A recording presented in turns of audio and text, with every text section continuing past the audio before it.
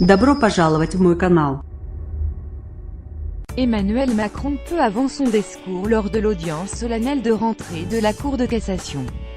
POLREUTERS numérisation, indépendance de la justice, suppression de la Cour de justice de la République. Le président de la République a évoqué ce lundi matin les principaux enjeux de la justice française lors de l'audience solennelle de rentrée de la Cour de cassation.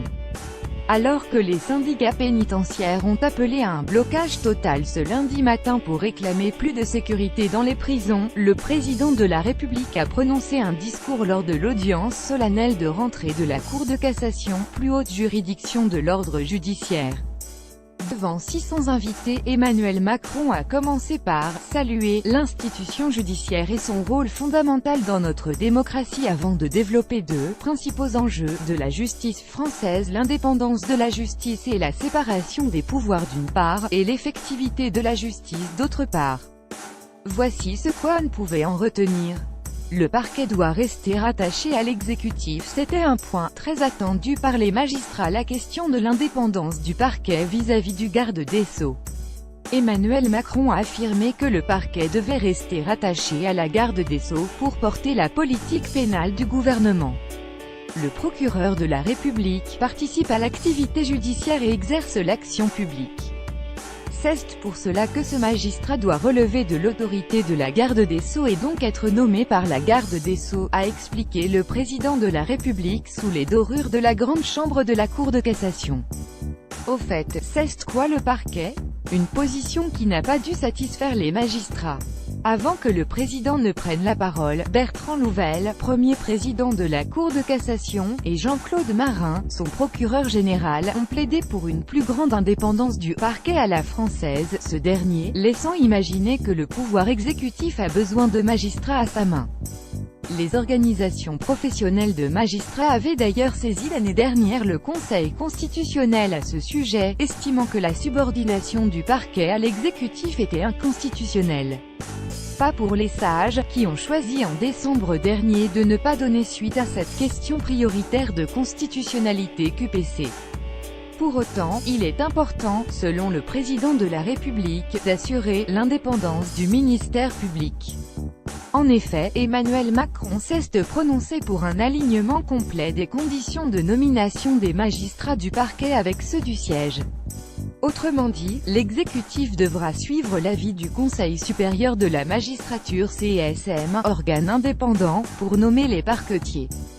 C'est ce qui sera présenté dans le cadre de la réforme constitutionnelle, a-t-il précisé.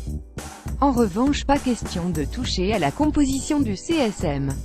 L'Union syndicale de la magistrature réclamait un rétablissement d'une majorité de magistrats. Cela ne me paraît pas être un sujet prioritaire, a répondu le président de la République, pour qui la présence de membres communs est un signe d'ouverture sur la société. Le président veut supprimer la Cour de justice de la République CJR. Lors de son allocution, Emmanuel Macron a également redit son intention de supprimer la Cour de justice de la République, une juridiction d'exception créée en 1993 et chargée de juger les ministres pour des crimes et délits commis dans l'exercice de leurs fonctions. Comme son prédécesseur François Hollande, Emmanuel Macron souhaite que les ministres soient les citoyens comme les autres, soumis aux juridictions de droit commun. Néanmoins, le président de la République pense qu'il faut apporter une définition précise de la responsabilité ministérielle. Rendre la justice plus effective, c'est le second point central sur lequel le président de la République s'est longuement prononcé. L'effectivité des droits est la clé de toute confiance dans la justice, a-t-il attaqué d'emblée. Le président a ensuite évoqué les 5 grands chantiers de la justice dont les propositions seront remises à la garde des Sceaux cet après-midi, mentionnant tour à tour la transformation numérique, la simplification des procédures pénales et civiles, l'organisation de la justice sur nos territoires et l'efficacité des peines. Je souhaite que la numérisation soit déployée à l'été 2020, a-t-il d'abord annoncé. Il ne s'agit pas que de dématérialisation. Il nous faut créer une plateforme de justice civile. La saisine des juridictions devrait être rendue possible dès 2019.